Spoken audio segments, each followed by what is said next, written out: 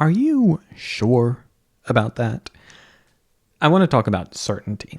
Now, certainty is a concept that I think gets thrown around a lot from both sides in conversations between Catholics, Protestants, and Orthodox. And I think most of the time it's being misapplied. The thing that made me want to make this video today is I was scrolling through YouTube and a video popped up from a Protestant guy. I won't name him because I'm not trying to pick on anyone, but he asks, can you do you have like 100% verifiable evidence for any traditions outside of Scripture, any apostolic traditions outside of Scripture? And on the other hand, we'll see claims like, how can you be 100% certain that you've got the right canon without the Catholic Church? Or how can you be 100% certain about the Council of Nicaea without submitting to the authority of the Catholic Church? Okay, both sides do it. I think in both cases, it's not helpful and is ultimately going to lead people to even greater epistemological anxiety. I think the phenomenon of ecclesial anxiety, in which people feel like they can't know which church to join and they feel analysis paralysis over which way should I go and am I going to be damned for getting this wrong, is a smaller subset of a wider thing known as like epistemological anxiety, when you realize that you can't have certainty about most things. And I think the problem is that this idea of certainty often gets thrown around by people. I'm not saying about these people in particular, but often people throw around the word certainty without being kind of familiar with philosophical discourse around it and realizing how few things we have objective certainty about. Like probably anything. I mean, Descartes is famous, right? In his Meditations on First Philosophy for trying to kind of go through this skeptical inquiry of whether we can know anything beyond a shadow of a doubt. And he concludes in it that, I can doubt everything, my senses, all of this stuff, but I can't doubt that I exist. He said, and that's where we get the famous cogito, I think, therefore I am. But you go further in this, right? You take Hume, you take Nietzsche. People are going to say, like, Descartes, you haven't even established that. I mean, you might have established the idea of thinking as a fleeting phenomenon, but the kind of congruity of your identity between one moment and the next you haven't established. You also haven't established this thing called I. Why is there this, first person center of consciousness? That might be what you're experiencing, but how can you know that? You can't prove that. And we can go further and further. We can't prove cause and effect. We can't prove all of these types of things. We can't have Cartesian certainty about pretty much anything. And so we throw these terms around and we say like, okay, how can you have 100% certainty that these apostolic traditions exist outside the Bible, with, I guess, the assumed premise of we can have 100% certainty of that, the Bible has verifiable evidence that it goes back to the apostles. But like, what?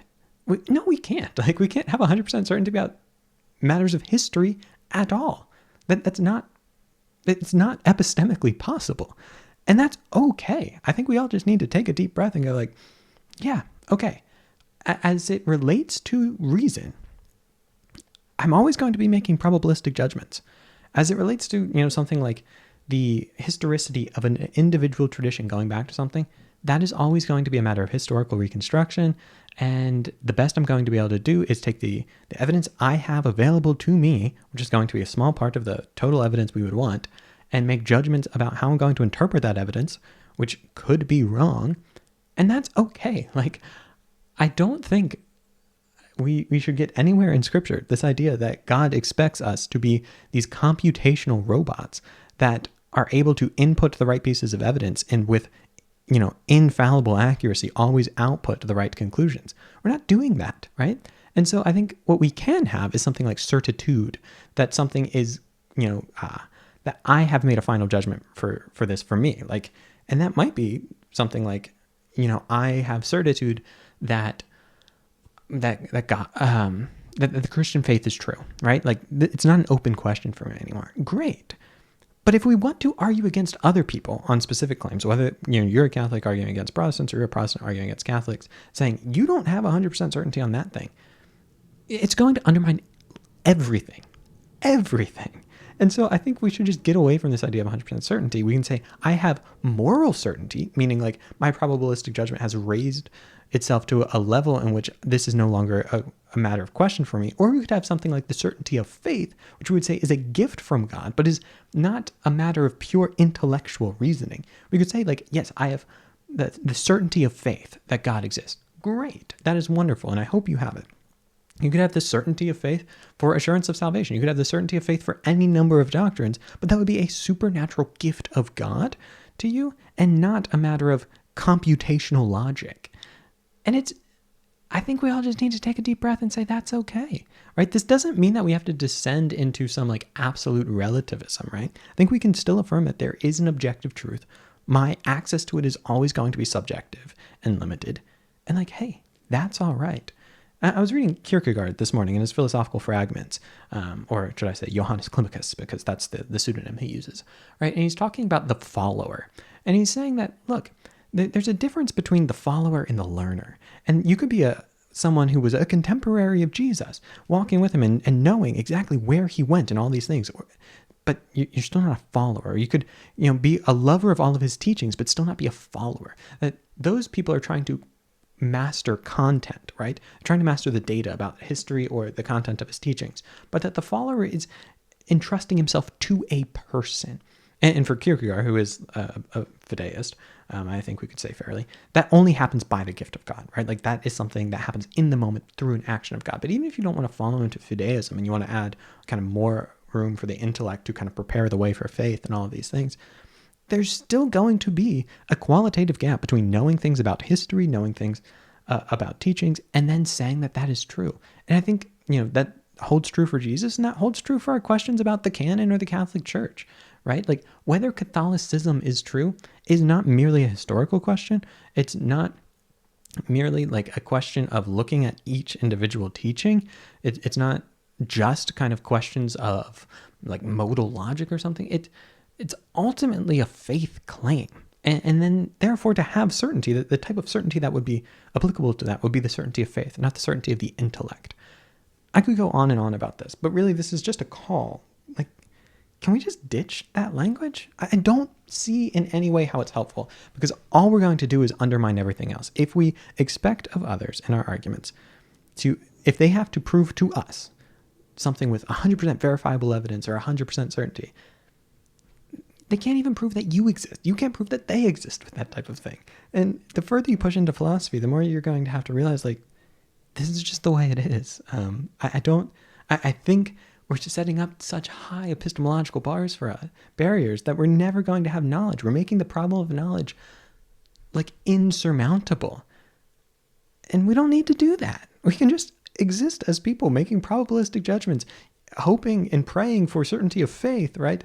People who are using to the best of our abilities, what makes sense to us as we read the scriptures, as we seek wise counsel and all of these things, and just keep on living, because that's the only option we have, right, guys? And I don't think God is sitting there waiting for you to have this like computational certainty. He's asking you to entrust yourself to a person. Pope John Paul II talks about this so well in Fides et Ratio, that faith and this certainty in this sense is in an entrusting of oneself to others. That's functionally what we're going to be doing. So I hope that this gives some of you just a bit of peace. On the one hand, to people who are struggling and wanting to know, like, am I ever going to be certain? No, and that's okay. At least not certain as far as like empirically. And for those who are trying to make arguments, I hope it gives you a little bit of pause to say, wait, like, we are moving the goalposts way too far back. I will never kick the ball that far. Maybe I should move them up. And is that going to leave a certain amount of ambiguity? Yeah. And that's okay. We're all going to make it through. Well, that's awkward. I just realized I had these headphones in the whole time. I was just filming a response video to myself, so I had to have them in. But what kind of buffoon was recording that whole thing with headphones in? One thing you can be certain about is that guy is a buffoon. Anyway, if you enjoy videos from such a buffoon, consider supporting him on Patreon. seriously though, I'm trying to bring you all more content, better content that is helpful for you, that leads you to beauty, truth, and goodness in the Christian tradition. And I can only do that because of my patrons. So if you want to support the channel, please consider doing so by going to patreon.com/gospel simplicity.